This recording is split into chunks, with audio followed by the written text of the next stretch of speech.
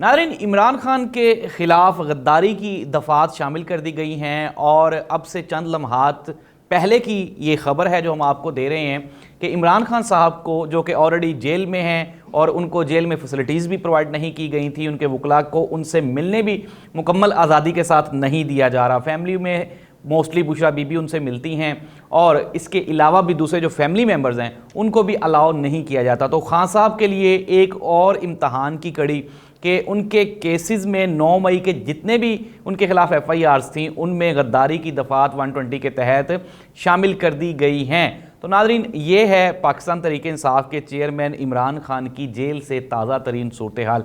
अगर हम बात करें पाकिस्तान पीपल्स पार्टी और मुस्लिम लीग नून की, तो आजकल एक आप ये कह लें, कहने को तो ये ज़ाहिर सी बात है तारीखी एक दूसरे की मुखालिफ जमातें हैं, लेकिन फिर हमने देखा कि गुज़श्ता जो 18 महीने जब इक़्तिदार बंटने की बारी आई तो सबसे पहले ये 2 जमातें ही इन्होंने भाई भाई वाला रोल प्ले किया और आसिफ अली जरदारी और मियाँ शहबाज शरीफ साहब ने मिल के हुकूमत बनाई। जो हुकूमत बनाई, बल्कि पहले हुकूमत गिराई गई फिर उसके बाद बनाई गई, और वो 18 महीने पाकिस्तान की तारीख़ के यादगार तरीन महीने हैं। वो इस लिहाज से कि गरीब ने इस 18 महीनों में, ये जो 18 महीने गुजरे, बस गरीब बेचारा मरा नहीं, बकाया उसने मौत को बहुत करीब से देख लिया। महंगाई, बेरोज़गारी, बदअमनी और फिर सियासी अदम इस्तेहकाम की अरूज हमने देखा ये 18 महीनों में। खैर, ये तो सियासी मामलात हैं, ये सिर्फ पाकिस्तान में ही होता है। अभी से कुछ लम्हात पहले हम भी बात कर रहे थे कि ये दुनिया में कहीं नहीं होता,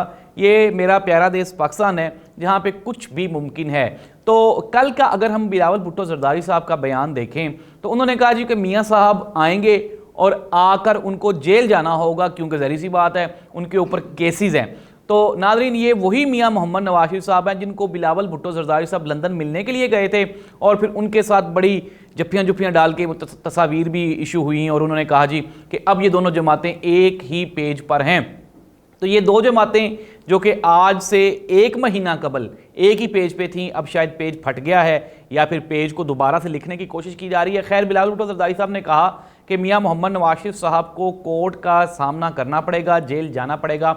नाज़रीन, कुछ मुसद्दका जो ज़राए हैं उनका ये कहना है चूँकि पाकिस्तान पीपल्स पार्टी को अब अपना जो मुस्तकबिल है उसमें कुछ भी कोई बेनिफिट्स मिलते हुए दिखाई नहीं दे रहे। वो सिंध जो ऑलरेडी उनके पास है उस पर भी उनको शायद ब्लैकमेल किया जा रहा है। जिस तरह से हमने गुज़श्ता दिनों नून लीग का बयान देखा कि नून लीग ने वहाँ पे आना जाना शुरू कर दिया और उन्होंने कहा जी कि JUI, FE, MQM, मुस्लिम लीग नून और इस तरह से मुख्तलिफ इत्तेहाद बना के अगर हम सिंध में इलेक्शन लड़ें तो हम टफ टाइम दे सकते हैं। इट मीन्स दैट फिर हमने ये भी देखा कि बिलावल भुट्टो जरदारी साहब लाहौर आए और उन्होंने आके यहाँ सहाफ़ियों से भी मुलाकातें की और आपको कुछ जो MPAs होंगे, जो पुराने सियासतदान होंगे, जो पहले ऑलरेडी पीपल्स पार्टी का हिस्सा थे, अगर हम बात करें तो मियाँ मोहम्मद मंजूर खां वट्टू साहब जो कि दीपालपुर से हैं, गालिबन उनकी बेटी रुबीना शाहीन ने अभी से चंद लम्हात पहले ये अनाउंस किया कि वो पीपल्स पार्टी में शामिल हो रही हैं। इट मीन्स दैट कि पंजाब में पीपल्स पार्टी और सिंध में नून लीग की एंट्री होने वाली है। लेकिन नाज़रीन, अगर हम अवाम की बात करें या अवाम से पूछा जाए तो कोई बेचारी इस अवाम से भी पूछ ले कि ये क्या चाहते हैं, क्या नून लीग और मियाँ मोहम्मद नवाज शरीफ। नाज़रीन, मियाँ मोहम्मद नवाज शरीफ साहब वही मियाँ मोहम्मद नवाज शरीफ साहब हैं जो कि 3 मरतबा इस मुल्क के वज़ीर आज़म रह चुके हैं। फिर हमने देखा कि उनके खिलाफ करप्शन के चार्जेस थे जिसमें सुप्रीम कोर्ट ऑफ पाकिस्तान ने उनको सज़ा दी। फिर उसके बाद हमने ये भी देखा कि 50 रुपये के स्टाम्प पे उनके भाई ने उनकी गारंटी दी कि ये जाएंगे और इलाज करवा के वापस आ जाएंगे। फिर डॉक्टर ने ये भी कहा था कि इवन के इनका तो 80% जहन बीमार है, यानी कि ये इस कदर शदीद जहनी डिप्रेशन और स्ट्रेस का शिकार हैं। तो जो बंदा नाज़रीन जिसके नर्व्स ही काम ना करते हों और जो गुज़श्ता कई साल से एब्सकॉन्डर हो या को मफरूर और मतलूब हो, तो वो चौथी मरतबा मियाँ साहब अब इस मुल्क के ये जो पाक सरज़मीन है इस पे वज़ारत उज़्मा के ख्वाब आँखों में सजाए अब वतन वापसी की राह ठान रहे हैं। कुछ हलकों का ये कहना है कि फ़ैसला हो चुका है और हुकूमत नून लीग को ही देने का प्रोग्राम है। लेकिन नाज़रीन, ज़ाहिर सी बात है, एक चीज़ जिसे हम परसेप्शन कायम करना कहते हैं, राय कायम करना कहते हैं, ये भी इसी कैंपेन का एक हिस्सा है कि लोगों के जहन में ये बिठा दिया जाए कि जी हुकूमत नून लीग की आ रही है, ताकि आइंदा अगर वोटर वोट डालने जाए تو وہ ڈبل مائنڈڈ ہو جائے اور کہے نہیں جی نہیں حکومت چونکہ ان کی آنی ہے. تو ناظرین یہ تو ہے ایک پروپیگنڈا جو کہ کیا جا رہا ہے. اب ایکچوئل سچویشن جو کہ ہمارے مصدقہ ذرائع ہیں وہ ہمیں یہ بتاتے ہیں کہ میاں محمد نواز شریف صاحب کے لیے سٹیج اتنی آسان نہیں ہے.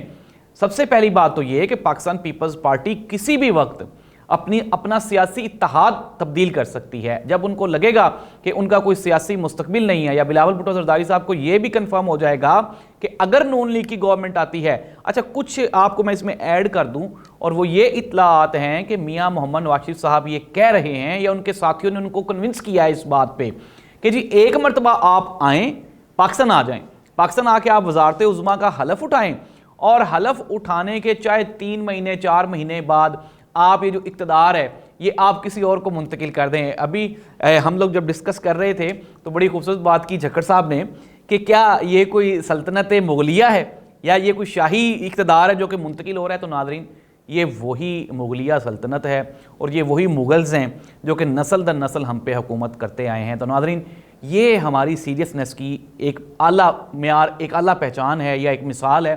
ہم یہ کہہ رہے ہیں کہ میاں صاحب ایک مرتبہ پاکستان ضرور آئیں، آ کے وزارت عظمیٰ کا حلف اٹھائیں، 3 مہینے کے بعد ریزائن کر کے ایک ایکسپیریمنٹ کیا جانے لگا ہے.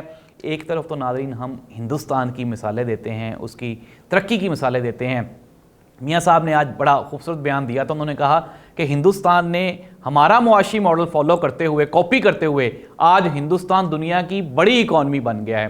تو ناظرین مجھے نہیں سمجھ آتی کہ میاں صاحب کی وہ کون سی پالیسیز ہیں جس کو کاپی کر کے شہباز شریف صاحب ہمیں IMF سے نہیں بچا سکے، 18 مہینوں میں غریب کو روٹی نہ دے سکے، اور بجلی، پیٹرول، ڈالر کنٹرول نہ ہو سکا. اگر میاں صاحب کے پاس کوئی پلان تھا تو وہ اپنے بھائی صاحب کو بتاتے. خیر انہوں نے اپنے بھائی کو تو نہیں بتایا، بھائی نے بھائی سے وفا کی ہے، اور جو ڈیلز جو کہ گفت و شنید جو کہ ڈسکس کی جا رہی ہے اس میں یہی کہا جا رہا ہے کہ ہو سکتا ہے میاں صاحب کی واپسی ہونی چاہیے، اور یہ واپسی ملک کے لیے ناگزیر ہے. اب دیکھنا یہ ہوگا خیر کہ وہ آتے ہیں یا نہیں. میں نے پچھلے پروگرام میں بھی کہا تھا، میں اپنی بات پہ ابھی بھی متفق ہوں کہ ابھی تک 21 اکتوبر والی ڈیٹ فائنل نہیں ہے، کیونکہ میاں صاحب جو ہے ابھی وہ دیکھ رہے ہیں انوائرمنٹ کو. قاضی فائز عیسیٰ صاحب نے ابھی چارج سنبھالا ہے، وہ بھی اپنی پریزنس شو کریں گے. پھر اس کے بعد ابھی تک تو PTI خاموش ہے، لیکن جو ہی الیکشن کی ڈیٹ اناؤنس ہوگی یا نواز شریف واپس آئے گا تو یہ تو ممکن نہیں ہے نا کہ نون لیگ کو آپ جلسہ کرنے دیں اور PTI کو آپ کہیں کہ جی نہیں یہ تو ہو نہیں سکتا. تو ناظرین وقتی طور پہ پاکستان کا یہ جو سیاسی محاذ آرائی ہے یہ پیک پہ جانے والی ہے، اور سٹیج کسی بھی پارٹی کے لیے آسان نہیں ہوگی، لیکن ٹارگٹ جو ہے وہ پاکستان تحریک انصاف ہوگی. طاقتور حلقوں کی یہ کوشش ہوگی کہ پیپلز پارٹی، نون لیگ، JUIF، MQM یہ ساری جماعتوں کو ملا کے پھر دوبارہ ان کو میجورٹی میں لے آئیں، زیادہ سیٹس ان ساری جماعتوں کو دی جائیں. لیکن ناظرین یہ جو میجورٹی ہے یہ دوبارہ پھر 15-16 جماعتوں کی بننے والی ہے، کوئی ایک آدھ جماعت کی نہیں بننے والی. پروگرام کو کنکلوڈ کریں اگر ہم یہ ساری باتوں کو، آج کے انالیسس کو، تو مختصر یہ کہ میں آپ کو بتا دیتا ہوں کہ آئندہ چند دنوں میں پاکستان پیپلز پارٹی فی الحال ابھی تک چونکہ کرائسس میں ہے اور اس کے خلاف کریک ڈاؤن جاری ہے. خالد گجر صاحب کو بھی آج اریسٹ کر لیا گیا ہے، اور اس کے علاوہ بھی ہم نے دیکھا کہ میں نے کل کے پروگرام میں بھی بتایا کہ اس عمار بچے کے جنازے پر بھی وہاں پہ ایجنسیز کے لوگ موجود تھے جو کہ پاکستان تحریک انصاف کے کارکنوں کو اریسٹ کر رہے تھے، یا پھر ایک خدشہ تھا جس کی وجہ سے کئی لوگ جنازے میں بھی شریک نہیں ہو سکے. تو ناظرین پاکستان تحریک انصاف کے خلاف ابھی آئندہ 2 مہینے یہ چلتے رہیں گے. لیکن ایک اور ڈیولپمنٹ ہے، اور وہ یہ ہے کہ محمد علی درانی صاحب جو ہیں وہ ایکٹیو ہیں، وہ کوئی نہ کوئی رول پلے کر رہے ہیں جس سے کچھ دنوں میں آپ کو ایک نئی تبدیلی نظر آئے گی، کچھ نہ کچھ چیزیں بہتر ہو جائیں گی. عمران خان کے اوپر اتنی سختی کنٹینیوسلی نہیں ہے. اللہ اس ملک کا حامی و ناصر ہو. اللہ حافظ.